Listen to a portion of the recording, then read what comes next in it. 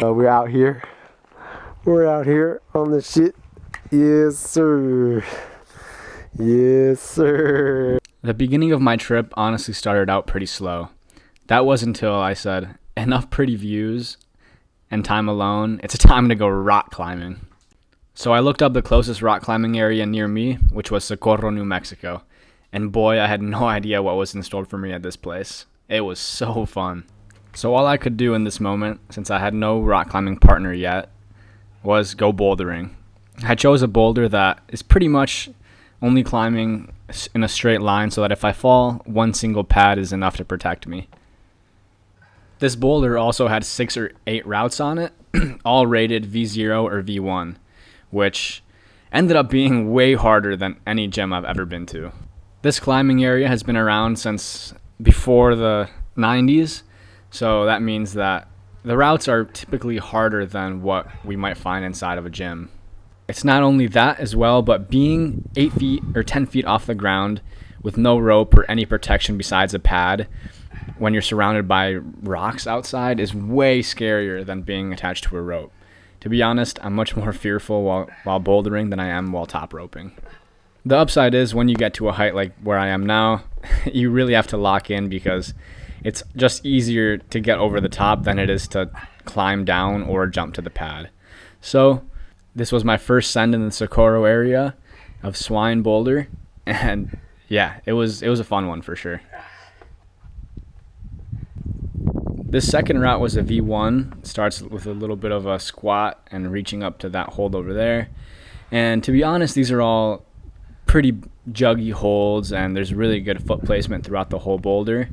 But it was the perfect place to start getting used to being on real boulders and overall just getting confident with climbing up and mantling on a boulder, which is definitely an acquired skill.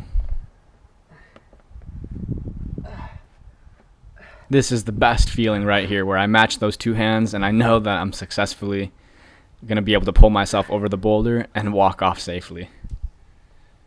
So the way I get down from this boulder is walking around the back, and as you can see on the left side, it's a little bit steep and it's definitely a little bit sketchy, but there's a path that you're able to walk down. There's no need to down climb here.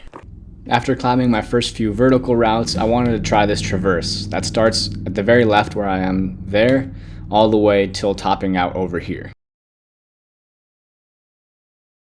Although this was just another V1, I spent a lot of time trying this route out.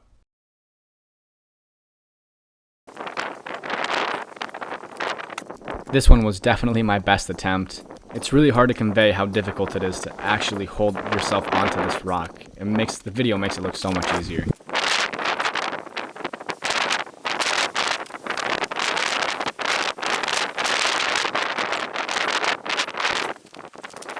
One of the reasons I love rock climbing so much is because you get to just hang out for so much of the day.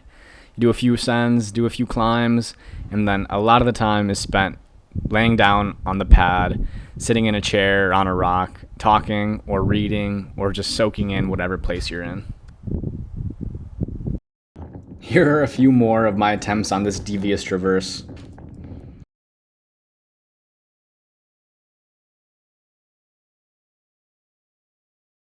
So here's what I'm trying to do. I start out with my hand on these 2 jugs and get my feet up onto the rock. And then I grab this right undercling and try to get my knees and hips as close as possible to the rock and get my center of gravity over to the right so I can grab that hold with my left and then my right hand. And I'm slowly just making my way across the rock, trying to keep my body as close as possible to the rock so that I don't pull too much weight, which clearly didn't work because I fell again. So what do? I try it again. I know I have the moves down, I just need to be able to execute them.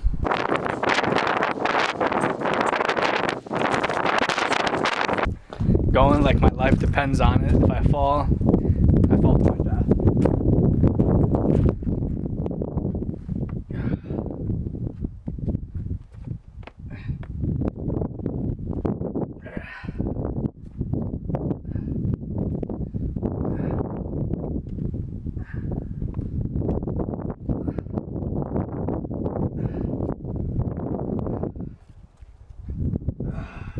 So here I start to get a little lost. I'm not sure where exactly to put my right hand or my left hand, and it's this exact stalling and getting lost that makes me lose my power and fall off again.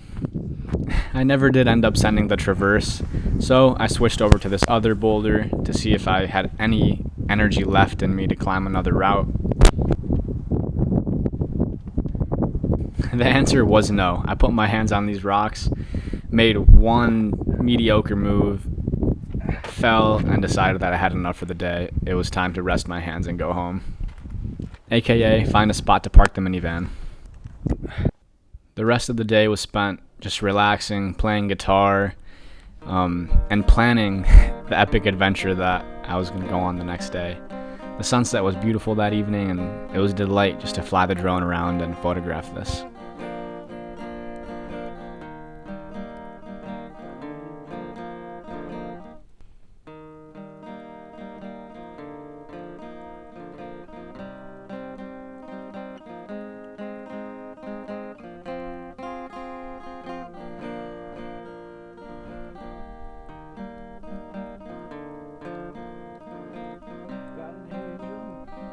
The next day turned out to be one of the most fun days I've had on this trip so far.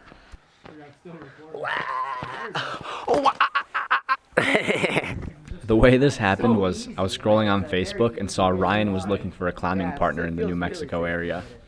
And I took the gamble and decided to meet up with him and see if we were a good match to be climbing partners. We really couldn't have been more lucky. We were at the same rock climbing level and knowledge level in general. So what we did was set up a top rope and spend the next 3 days rock climbing the entire time. It was both of our first time climbing outside, so the first step was to pull up to the wall, which we chose Waterfall Wall, and find the route that we wanted to do, which, using Mountain Project and Ryan's guidebook, it was still a challenge to find exactly the rocks we were looking for. The safest way for beginners is definitely to set up a top rope. So what we did was walk around the back of the cliff and locate already bolted and permanent anchors that we could drop our rope off of. And this is what our anchor ended up looking like. 2 locking carabiners, a sliding X. And I honestly don't feel knowledgeable enough to teach people how to do this, so I won't get into too much detail, but we set up a very basic top roping setup. Then I set off on my first ever outdoor climb on a rope. Bouldering is fun, but man, getting my hands on this rock and getting to finally get some exposure, even if it's with the top rope, was so fun and so addicting, and yeah, I just can't get enough of it. The route we chose to start on was a 5-7 called Black Hole, and the Socorro climbing area was set up a while ago, and so the climbs are definitely sandbagged. 5-7 felt more like a 5-10, to be quite honest. I've only really climbed in the gym before, so having to find where the holds are was very challenging. You know, you see chalk that past climbers might have put their hands there, and that doesn't even mean it's the best hold that will get you where you're going. So it's a lot of problem solving and deciphering. And then I took my first fall on a top rope.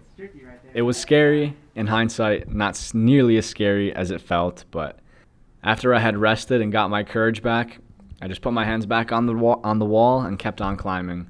I never did fully send this route. I couldn't get past the crux move, but it still felt good to get to the top. So the way this works is I climb a route, I rappel down, and then once I'm well rested enough and drink some water, Ryan ties himself in, and it's his turn to climb the route. And so I'll just let you guys watch him speed run this real quick.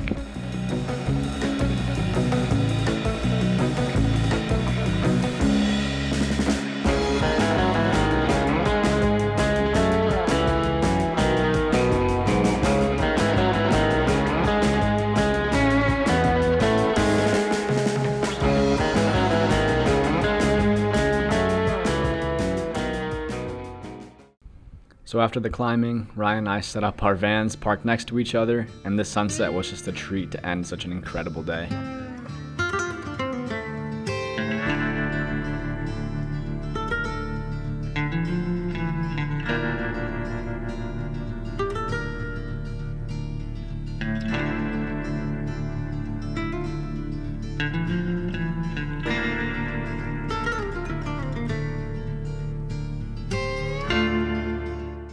The The next morning we were pretty tired from the climbing yesterday, so we decided to sleep in. The sun rose and we were just out in the Socorro desert, and yeah, it was really fun getting to know Ryan. We had so many weird random things in common, passions and hobbies from when we were kids. We both rode Meepo boards, and he had an electric longboard, and we both have the same desire to climb Denali, so we just sat in between our cars and loafed and talked about dreams, goals, rock climbing aspirations, how we're gonna end up doing bigger and bigger mountains, and just such a fun time. We could talk forever. But before we would go rock climbing today, we had to leave the desert and refuel and restock food, and had to run one more little errand, fixing my check engine light that I had been postponing for the longest time possible.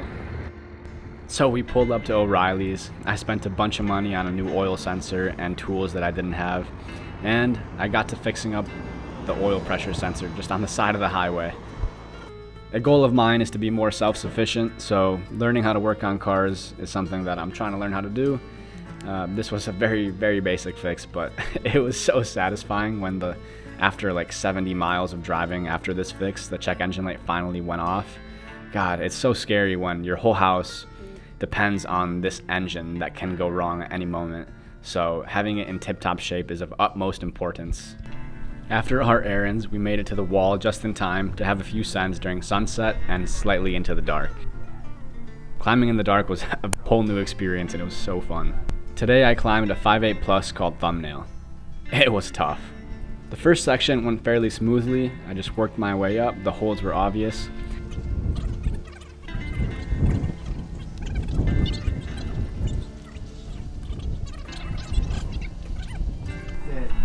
That was sick.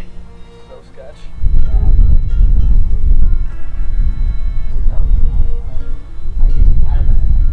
So this part was definitely the crux section. I'm facing away from the wall, smearing with both of my feet, and I have to swing around and somehow establish myself on this other wall and find the holds to keep going up. I'm struggling finding where to even put my hands, and I'm using all my strength just to keep my body close to the wall. I thought I've made it at this point. My whole body is almost on the outside of the wall, but my hands just gave out and I took a fall. After I recovered my strength from resting for a few minutes, I put my hands back on the wall and kept climbing this route.